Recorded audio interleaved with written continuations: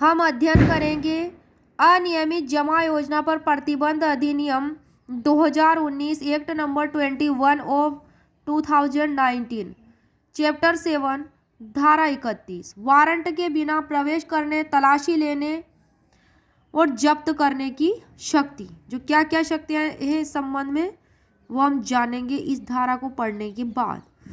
उपधारा 1 कहती है, जब भी कोई पुलिस अधिकारी जो किसी पुलिस थाने के प्रभारी अधिकारी के पद से नीचे का ना हो के पास यह विश्वास करने का कारण है, उसके पास यह बिलीव करने का रीजन है कि इस एक्ट के अधीन किसी अपराध की जांच के प्रयोजन के लिए आवश्यक कोई भी वस्तु उसके भीतर किसी भी स्थान पर पाई जा सकती है अथवा उस पुलिस थाने की सीमा जिसका वह प्रभारी है या उससे जुड़ा हुआ है, ऐसा अधिकारी किसी ऐसे अधिकारी के लिखित प्राधिकार से, किससे? लिखित प्राधिकार से जो पुलिस अधीक्षक की पंक्ति से नीचे का ना हो, पुलिस अधीक्षक से की पंक्ति से नीचे का ना हो, जहां तक संभव हो लिखित प्रारूप में दर्ज करने के बाद, लिखित प्रारूप में दर्ज करने के बाद जिस चीज की तलाशी की जानी है, जिस चीज की तलाशी की जानी है और इस निमित्त बनाए गए नियमों के अधीन अपने अधीनस्थ किसी अधिकारी को, अपने सबऑर्डिनेट अधिकारी को, इसमें क्लोज ए है, सूर्योदय और सूर्यास्त के बीच किसी भी इमारत, वाहन या स्थान में प्रवेश करने और तलाशी लेने के लिए जिस पर उसे संदेह करने का कारण है कि हाँ यही व्यक्ति है, डाउटफुल है वो उसके लिए, तो इसका उपयोग इस एक्ट के प्रावधानों के उल्लंघन में किसी जमा लेने की योजना या व्यवस्था के प्रचार या संचालन से जुड़े उद्देश्यों के लिए किया जा रहा है तो वह कार्रवाई करेगा। अब है इसमें क्लोज बी, प्रतिरोध के मामले में खंड ए द्वारा प्रदत्त शक्तियों का प्रयोग करने के लिए, खंड ए द्वारा प्रदत्त शक्तियों का प्रयोग करने के लिए किसी भी दरवाजे को तोड़ने के लिए, इस तरह के प्रवेश करने के लिए किसी भी बाधा को दूर करने के लिए यदि आवश्यक हो तो बल की जरूरत हो तो बल द्वारा भी तोड़ा जा सकता है, बल का प्रयोग किया जा सकता है। यदि वह रेसिस्टेंस प्रतिरोध कर रहा है तो, और ऐसी हेल्प के साथ जो आवश्यक समझता है तो इस प्रकार की शक्ति अपना सकता है। सी क्लोज में है कि उक्त भवन, वाहन या स्थान में खोज के परिणाम स्वरूप पाए गए किसी भी रिकॉर्ड या संपत्ति को जब्त करने के लिए जिसका उपयोग करने का इरादा है या ऐसी किसी भी जमा लेने की योजना या व्यवस्था के संबंध में उपयोग किए जाने के लिए उचित रूप से संदेह है, इस एक्ट के प्रावधानों के उल्लंघन में तथा क्लोज डी, हिरासत में लेने और तलाशी लेने के लिए, उस व्यक्ति को हिरासत में लेने और तलाशी लेने के लिए यदि वह उचित समझे कि ऐसा किया जाना अप्रोप्रिएट है, उचित है, तो हिरासत में ले लें और किसी के सामने पेश करें। तो इस बिंदु में था कि हिरासत में लेने और तलाशी लेने के लिए यदि वह उचित समझे तो हिरासत में ले या और किसी नामित कोर्ट के सामने पेश करें। किसके सामने पेश करें? नामित कोर्ट के सामने, डेजिग्नेटेड कोर्ट के सामने पेश किया जाए उस व्यक्ति को हिरासत में लेके।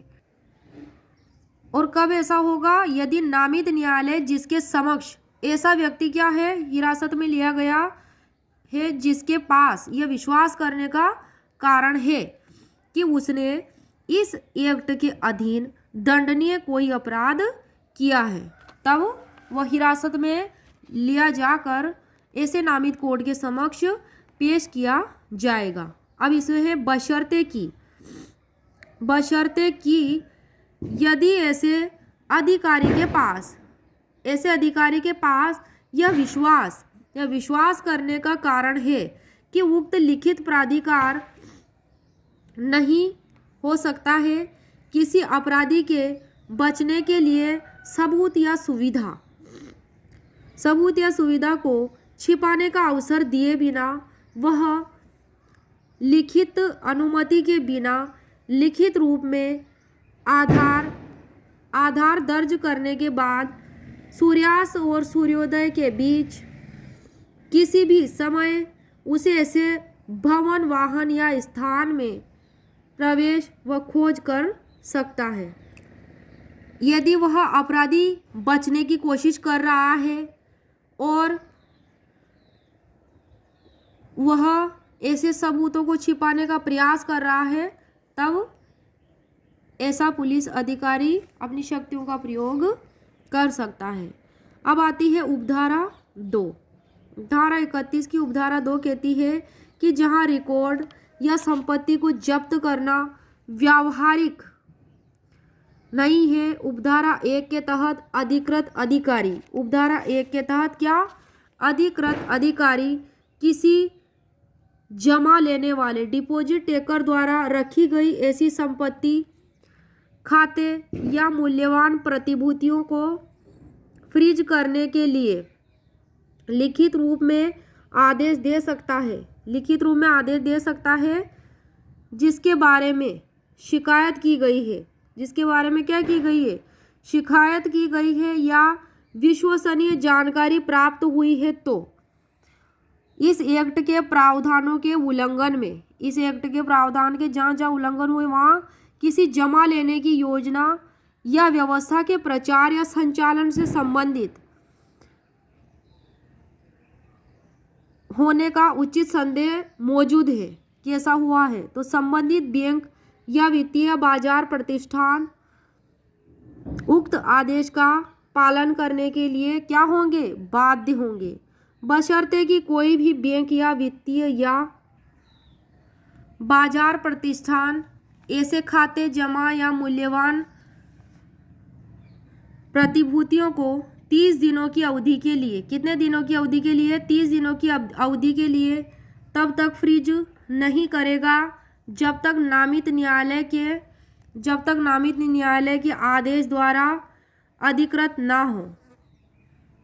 आदेश के बाद ही फ्रीज किया जाएगा, जब्त किया जाएगा। परंतु यह है कि यदि किसी भी समय जमी हुई, जब्त की हुई संपत्ति को नहीं, तो इसमें है कि परंतु यह है कि यदि किसी भी समय जमी हुई या जमा की हुई संपत्ति को जब्त करना व्यावहारिक हो जाता है, प्रैक्टिकली हो जाता है, तो उपधारा 1 के तहत अधिकारी ऐसी संपत्ति को जब्त कर सकता है, सीज कर सकता है। इसकी एक्सप्लेनेशन दी गई है कि इस धारा के प्रयोजन के अभिव्यक्त जो शब्द है खाते की फ्रीजिंग, इसका अर्थ यह होगा कि कोई भी लेन देन चाहे जमा या निकासी नहीं होगी, उक्त खाते में अनुमति दी गई है। तथा दूसरी है इसमें अभिव्यक्त शब्द संपत्ति को फ्रीज करने का अर्थ होगा कि कोई भी हस्तांतरण, रूपांतरण, स्वभाव या आंदोलन नहीं, संपत्ति की अनुमति दी जाएगी।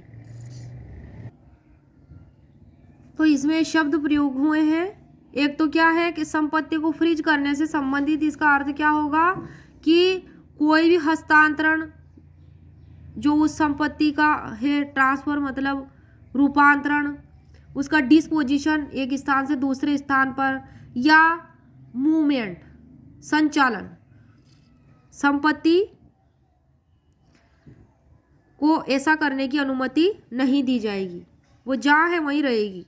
अब है उपधारा 3 कि जहाँ कोई अधिकारी लिखित रूप में कोई जानकारी लेता है या अपने विश्वास के लिए आधार पर दर्ज करता है या उपधारा 1 या उपधारा 2 के तहत, उपधारा 1 या उपधारा 2 के तहत लिखित में आदेश देता है, लिखित में, तो वह 72 घंटों के भीतर भेज देगा। कितने?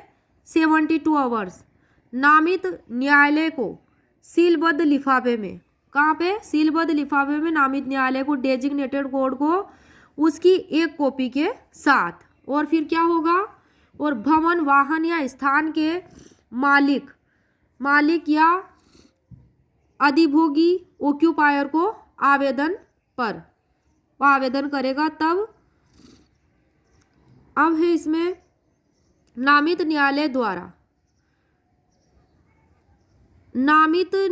द्वारा उसकी एक प्रति के साथ एक फोटोकॉपी निःशुल्क प्रस्तुत की जाएगी ऐसे आवेदन पर। अब है उपधारा 4 कि इस धारा के तहत तलाशी, जब्ती व गिरफ्तारी CRPC 1973 के प्रावधान के अनुसार ही की जाएगी। धारा 32 क्या कहती है? धारा 32 है CRPC 1973 का नामित कोर्ट के समक्ष कार्यवाहियों पर लागू होना। अब इसमें उपधारा 1 नामित न्यायालय इस एक्ट के अधीन अपराधों का संज्ञान अभियुक्त को विचारण के लिए प्रतिबद्ध किए बिना ले सकता है। उसको प्रतिबद्ध किए बिना विचारण के लिए क्या कर सकता है? संज्ञान ले सकता है। हाँ, उपधारा 1 कहती है इसकी कि नामित न्यायालय इस एक्ट के अधीन अपराधों का संज्ञान अभियुक्त को विचारण के लिए, ट्रायल के लिए प्रतिबद्ध किए बिना ही कोग्निजेंस ले सकता है। उपधारा 2 है कि धारा 31 में या अन्यथा प्रदान किए जाने के अलावा CRPC के प्रावधान 1973 लागू होगा। क्लोज ए में है इस एक्ट के तहत की गई सभी गिरफ्तारी, तलाशी और जब्ती के लिए, क्लोज बी इस एक्ट के तहत कार्रवाई के लिए और उक्त प्रयोजनों के लिए नामित न्यायालय को सत्र न्यायालय माना जाएगा। ये इम्पोर्टेंट बात है कि नामित न्यायालय को क्या माना जाएगा? इसमें सत्र न्यायालय माना जाएगा। और नामित कोर्ट के समक्ष अभियोजन का संचालन करने वाले व्यक्तियों को लोक अभियोजक माना जाएगा। जो अभियोजन का संचालन कर रहे हैं वो तो लोक अभियोजक PP कहलाएंगे, और जो नामित कोर्ट हैं वो क्या होंगे? सत्र न्यायालय माने जाएंगे। कब? इस एक्ट के तहत की गई सभी गिरफ्तारी, तलाशी व जब्ती के लिए, इस एक्ट के तहत कार्रवाई के लिए उक्त प्रयोजनों के लिए जो भी एक्ट बनाया गया है, इस एक्ट के तहत जो भी प्रोसीडिंग्स अपनाई जाएंगी कार्रवाई उसके प्रयोजन के लिए।